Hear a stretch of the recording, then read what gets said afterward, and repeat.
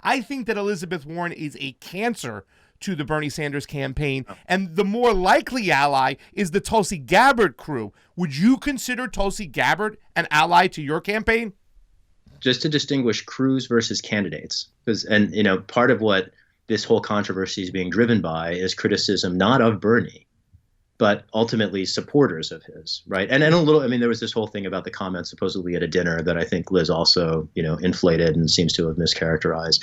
But all I mean to say is I think all of us are allies. And that's the point I'm trying to get at. There's an election right now, so people think about this all through competitive terms.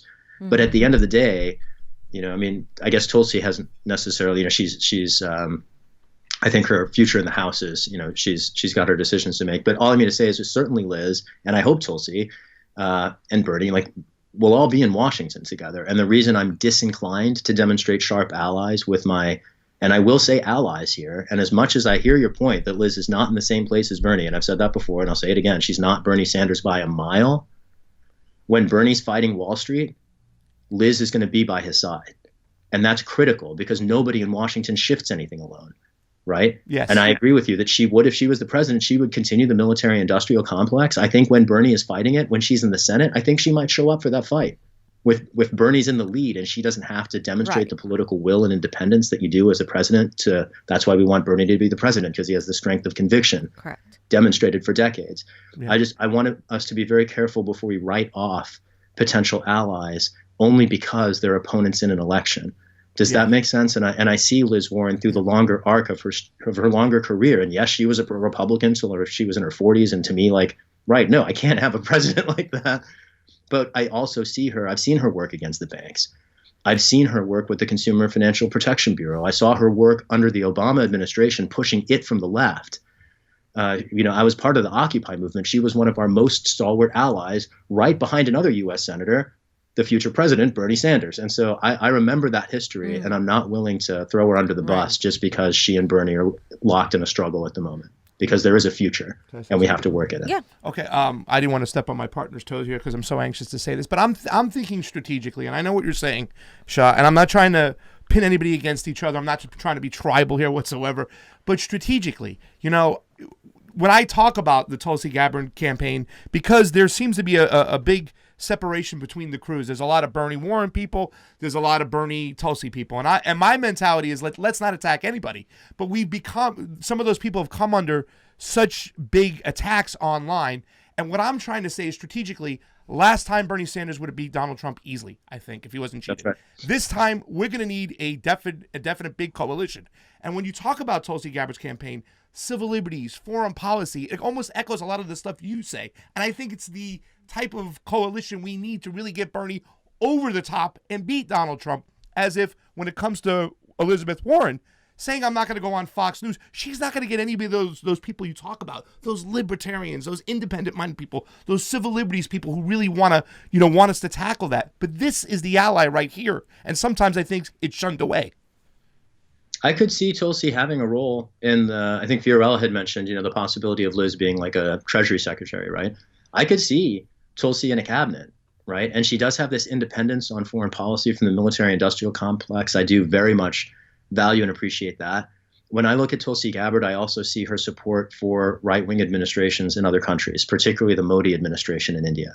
And that's really hard for me to square. I put human rights first, and that's kind of the end of it. Mm-hmm. And there seems to be some equivocation within her camp. And she's willing to fight the U.S. military-industrial complex, and that's great. And she seems a little too willing, in my mind, to embrace the military-industrial complexes of other human rights-abusing countries. And to me, that's not okay either.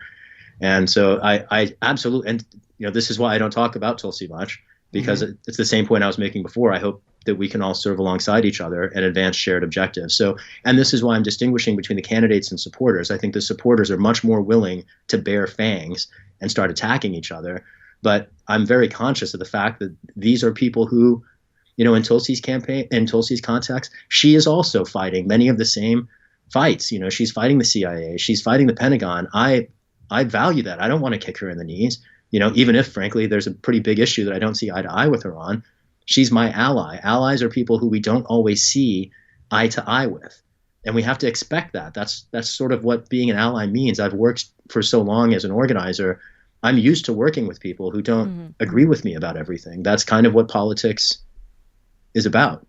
Yeah. I mean, that issue too, I'm glad you're talking about that, because me personally, I have always had this dream that I see Imran Khan, Narendra Modi, Shahid Buttar, and Tulsi Gabbard sitting in a room bringing these people together. Because I believe her decisions are more geopolitical than they are just standing up for a right-wing government. I know we can have arguments about that and stuff, but I asked her if she would talk to the Prime Minister of Pakistan, and she said that totally. And that's why I think of the bond, because there's no other candidates like you two, in running for office, in my personal opinion, that have such knowledge of these issues, these foreign policy issues. So that's why I wanted to kind of put that on the table. And I'm glad that you said you do have an issue with that. I think it's geopolitical, and I would hope that you would be part of the process of getting these people into the room, because it is a problem over there, and nobody wants to stand up for anything. But I want my leaders, and I want you, when you get to Congress, I want you sitting down and talking to Putin. I want you sitting down and talking to Assad. I want you talking to these people. I don't want you shutting them out. So I hope that there is always going to be dialogue, whether you agree or disagree within those governments. Diplomacy versus, confrontation, so to speak, is what we need to look for in foreign policy, regardless of our beliefs and where we come from. So, yes. And if I can just engage that, diplomacy is critical to counter militarism, and it's smart foreign policy versus idiotic foreign policy. I do, though, also want to just note the roles. Generally, diplomacy is a role of the State Department. The State Department recruited me to serve as a foreign service officer 20 years ago before I went to law school. And I want to let career civil service bureaucrats do their jobs. The role for members of Congress with respect to diplomacy are congressional delegations, and I'd be very eager to participate on a congressional delegation anywhere in the world, including to places that might not be entirely friendly to us. And I think that to your point, it's especially important to show up there and build those bridges and build those relationships and demonstrate the open ear that enables the diplomacy on the back end. And I'm eager to, within the constitutional role that I'm auditioning for, to support diplomacy thoughtfully.